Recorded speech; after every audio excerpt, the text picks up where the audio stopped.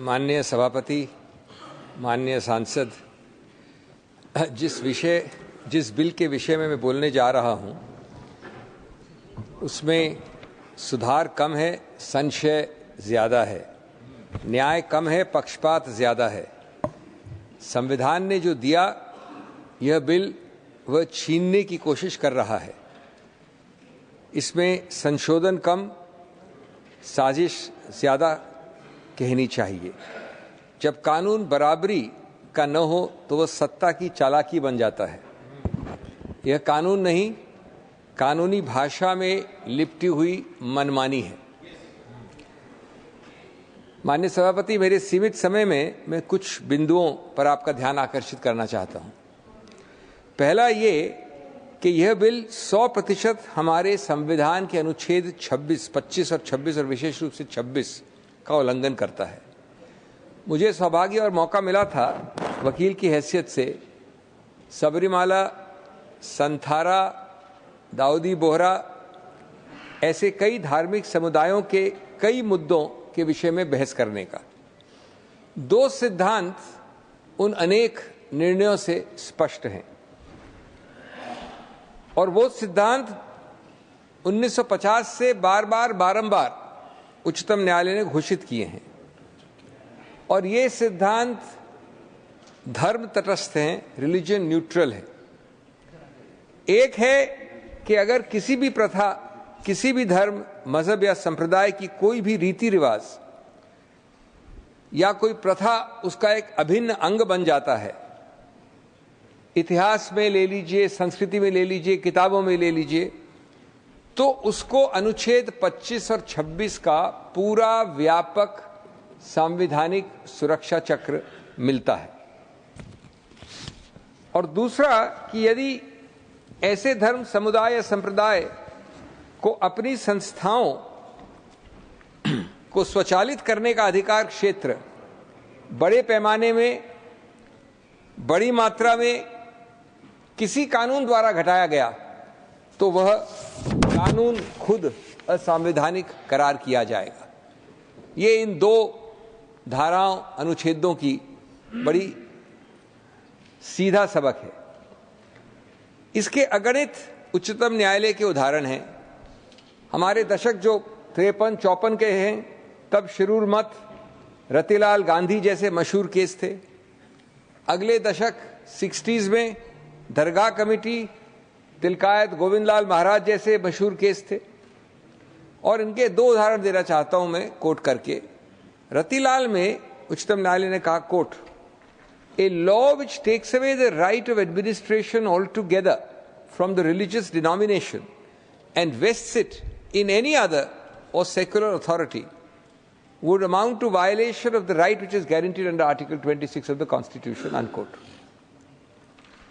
तिलकायत गोविंद लाल जी महाराज का जो दूसरा निर्णय था, उसमें बड़ा लंबा पैसेज है, मैं पूरा तो नहीं करूंगा कोट, लेकिन उसमें कहा है एक जगह, Article 26 brings out the competence of the legislature to make a law in regard to the administration of the property belonging to a religious denomination. So far, so good. अगला वाक्य है, the denomination's right must, however, not be extinguished or destroyed or diminished under the guise of regulating the administration of the property by the denomination. तो अब जरा माननीय सभापति, इन संस्थापित जो 75 वर्ष के संवैधानिक सिद्धांत हैं, उनको इस कानून के संदर्भ में लागू करके देखते हैं किस कसौटी पे निकलते हैं। और इसमें मेरे को दूसरा बिंदु आता है। Sir, I spoke yesterday mostly in English. आज रियायत है कि हिंदी में ज्यादा बोलना है, लेकिन बोलूंगा। Doctor Singhvi, but I hope the translator is working well. You can address the chair. यह मेरा दूसरा बिंदु है। बिल के क्लॉज 11 के अंतर्गत 100% मेंबरान, और मुझे बड़ा हास्यास्पद लगा, माननीय नड्डा जी कह रहे थे कुछ और अभी। क्लॉज 11 के अंतर्गत 100% मेंबरान प्रादेशिक वक्फ बोर्ड के ऐसे व्यक्ति होंगे जिनको प्रदेश सरकार नियुक्त नॉमिनेट करेगी। स्वायत्ता, ऑटोनॉमी, अधिकार क्षेत्र कहाँ बचा? एक इस्लामिक मुस्लिम ऑर्गेनाइजेशन का 100% नुमाइंदे नॉमिनेटेड और 0% चुनावित। क्या अधिकार क्षेत्र बचा इस धर्म और समुदाय को अपने वर्गों को चुनावित करने का? तीसरा, वक्फ बोर्ड में बड़े तरकीब से लिखा गया है न्यूनतम 3 यानी 11 में से 3 मुसलमान होने चाहिए। इसको अगर विपरीत भाषा में पढ़ा जाए तो 8 गैर मुसलमान 11 में से आप नियुक्त कर सकते हैं। लिखा तो खैर विपरीत भाषा में है। अनुच्छेद 26 का कौन सा स्वायत्त, मैं पूछना चाहता हूं, का हक अपने समुदाय के साथ छोड़ा गया है? और दूसरा जो एक बॉडी है, संस्था है वक्फ काउंसिल, वहां गनीमत है 22 में से कम 12 मुसलमान होने चाहिए। चौथा बिंदु, अनुच्छेद 25 और 26 में अपने धर्म के लोगों को अपनी संस्थाएं खुद चलाने का हक दिया गया है। इस बिल में क्लॉज 14 द्वारा वक्फ बोर्ड के अध्यक्ष के विरुद्ध कोई मेंबरान अविश्वास मत नहीं ला सकता। उसको हटाने की अविश्वास मत द्वारा प्रक्रिया नहीं की जा सकती। क्या गणतांत्रिक प्रक्रिया छोड़ी है सरकार ने इस बिल में? क्या स्वायत्तता बची है? बचा है तो सिर्फ सरकारी नियंत्रण। पांचवा बिंदु, पहले पुराने कानून में वक्फ बोर्ड के सीईओ को मुसलमान होना अनिवार्य था और साथ साथ 2 व्यक्ति जिनके नाम बोर्ड देता था उनमें से एक नियुक्त करना आवश्यक था। बिल का क्लॉज 15, इस वर्तमान बिल का, इस सबको हटा देता है क्योंकि इसका आधार है अब बिग ब्रदर नॉमिनेशन के आधार पर इसको चलाएगा। छठा, मैं आपके सामने 6-7 एक्ट्स का नाम लेना चाहता हूं। Karnataka Hindu religious institution charitable endowments act 1997, Jagannath temple act 1955, Mata Vaishno Devi shrine act 1988, Tamil Nadu religious charitable endowments act etcetera 1959, Uttar Pradesh Kashi Vishwanath temple act 1983, Sikh gurdwara act 1925 और मेरे पास ये सूची बहुत लंबी है भारत के विभिन्न धार्मिक संस्थाओं के विषय में, भारत के विभिन्न प्रदेशों के विषय में। मैं ये पूछना चाहूंगा इस सम्मानित सभा से कि क्या इसमें से एक भी आप किसी समुदाय धर्म का नाम ले सकते हैं जिसमें उस समुदाय धर्म के अलावा लोगों को नॉमिनेट करने का अधिकार क्षेत्र दिया गया है? किसी एक में? मैं तो सराहना करता हूं और पूरा समर्थन करता हूं बीजेपी के नए नवेले दोस्त माननीय नायडू साहब, चंद्रबाबू नायडू, मैं वास्तव में सराहना और समर्थन करता हूं उनका, जब उन्होंने कहा कि तिरुपति बोर्ड में गैर हिंदू कैसे आ सकता है। बात सही है बिल्कुल। तो किस आधार पर ये सरकार ये आडंबर कर रही है, ये स्वतैला व्यवहार, ये भिन्न कसौटी एक समुदाय पे? इसका मतलब ये नहीं है कि आप दूसरे समुदायों पे भी यह प्रहार करें। इसका मतलब है कि आप ठीक ठाक तरीके से द्वेष की भावना से यहां नहीं चलें। 7वां मुद्दा, ये जो भी बात हुई वक्फ बाय यूजर की, ये बड़ी रोचक एक कानूनी सिद्धांत की बात है। अब सर्वोच्च न्यायालय ने दुर्भाग्यवश इस बिल के निर्माताओं को ये शायद ध्यान नहीं दिया, बार बार कहा और अभी हाल में 2020 में कहा, एक निर्णय आया कि सैकड़ों वर्षों से, कई दशकों से वक्फ बाय यूजर प्रचलित है, एम्बेडेड है, स्थापित है कानून में, धर्म में, प्रैक्टिस में। ये निर्णय आखिरी जो मेरे पास है वो है 2020 का। उसकी 2 लाइन पढ़ लूं मैं। Waqf need not necessarily be an express declaration in every case, the same can reasonably be inferred from the facts and circumstances. उसके बाद बड़े लंबे चौड़े इसमें डिस्कशन हुए हैं। तो मेरा मुद्दा ये है कि अगर सर्वोच्च न्यायालय ने निर्णय द्वारा ये स्थापित कर दिया है कि वक्फ बाय यूजर कानूनी है, सही है, संवैधानिक है, तो उसको हटाने का तरीका एक ही होता है, कानून निरस्त नहीं कर सकता। हम सब जानते हैं कि कानून की बड़ी एक स्थापित मर्यादा है कि कानून द्वारा आप किसी निर्णय को निरस्त नहीं कर सकते। आप सबसे ज्यादा ये कर सकते हैं कि उस निर्णय के आधार को हटा सकते हैं। तो अब मैं पूछना चाहूंगा कि आप इस निर्णय का आधार जो है कि कई दशकों से ये स्थापित कस्टम है वक्फ बाय यूजर, उसका आधार आप कैसे हटाएंगे? इस बिल का जो पहला प्रारूप था उसमें उसको हटाने का प्रयत्न किया गया, यानी निर्णय को निरस्त करने का, न कि कोई आधार का हटाना। जब कोई प्रोटेस्ट आए शायद मिलीजुली पार्टीज के, तो एक और रोचक प्रसंग निकला। उन्होंने कहा कि ठीक है, हम इसको हटा तो रहे हैं लेकिन इसको भविष्य से हटाएंगे, रेट्रोस्पेक्टिव नहीं, यानी वक्फ बाय यूजर आगे से नहीं होगा। जो गलती पहले की आपने, अगर कोई चीज कानून द्वारा स्थापित पाई गई है और आप उस चीज का, उस निर्णय का, उस उच्चतम न्यायालय के जुरिस्प्रूडेंस का आधार नहीं हटा सकते हैं, तो आप उसको नहीं हटा सकते हैं भूत के लिए भी और भविष्य के लिए भी, retrospective also and prospective also. तो इसका कोई तर्क, इसका कोई खास मुझे समझदारी नहीं दिखी। 8वां क्लॉज 3 के अंतर्गत 5 साल के इस्लाम के अनुयायी की, जिसकी अभी जिक्र हुआ, आवश्यकता है, लेकिन साथ साथ एक बड़ा रोचक वाक्य और है जिसकी जिक्र नहीं हुआ। वो 5 साल के इस्लाम के अनुयायी के बाद जो वाक्य है वो कहता है, quote, having ownership of such property and that there is no contrivance involved in the dedication of such property, unquote। या तो हमारे ड्राफ्ट्समैन साहब साहिबा बहुत सरल हैं या अत्यंत शातिर हैं। ये कंट्राइवेंस क्या होता है? ये युक्ति, ये तरकीब कौन, कैसे, किस आधार पर, किन तथ्यों पर निर्णित करेगा? यानी अगर एक व्यक्ति 5 नहीं 30 साल से इस्लाम का अनुयायी है, उसके पास सेल डीड है, वो मालिकाना हक है उस जमीन का, फिर भी वो जिंदगी भर कलेक्ट्रेट और सरकारी दफ्तरों के चक्कर लगाएगा, ये बताने की कंट्राइवेंस नहीं है। और इसीलिए वो हमारे शासकों के नियंत्रण में रहेगा।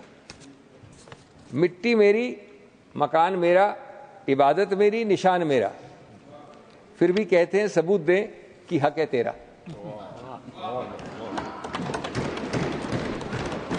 Ninth, and my final point for the day, I'll finish within time.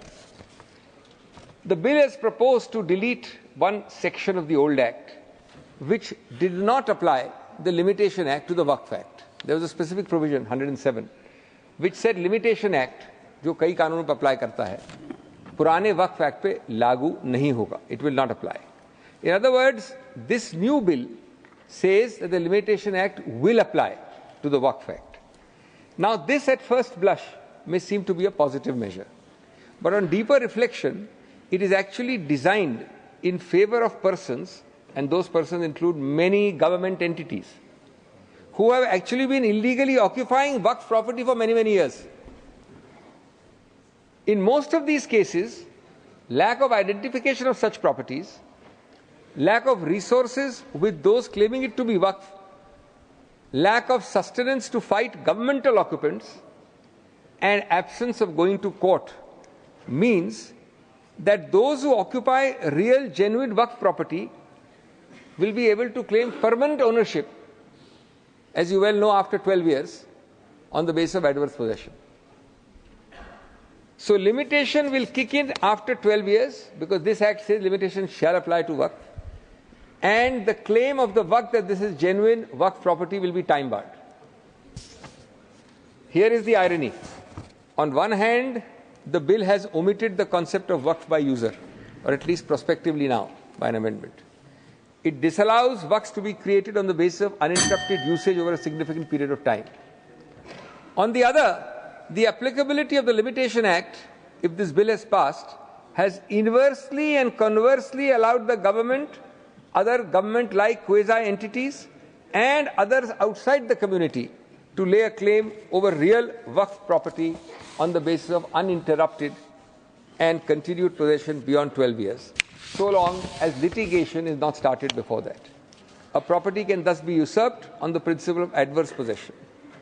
This is a deliberate attempt by the government to further its own agenda by minimizing protection conferred upon Waqf properties with the right hand and on the same time significantly increase its own control and power to permanently claim properties with its left hand. हमारी खुद की छत भी छीनी जाती है हमसे और कहते हैं कि वक्त का तकाजा यही है. लिमिटेशन एक्ट डील्स विद वक्त, अपार्ट फ्रॉम वक्फ. जिस जगह सजदों के निशान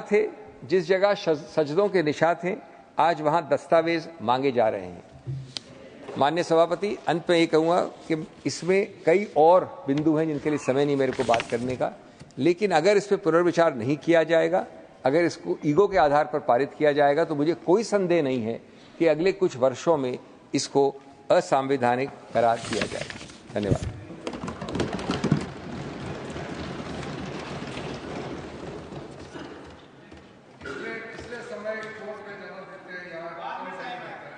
जाहिर था. While it is for the House to decide on legislation, one observation made by the honorable member that limits power of this House is surely cannot be appreciated. You have firmly indicated that this House No, he quoted judgments. Well, honorable members, I have been firm in echoing this thought process in the entire House on multiple occasions. When it comes to legislation, our supremacy is not subject to any approval.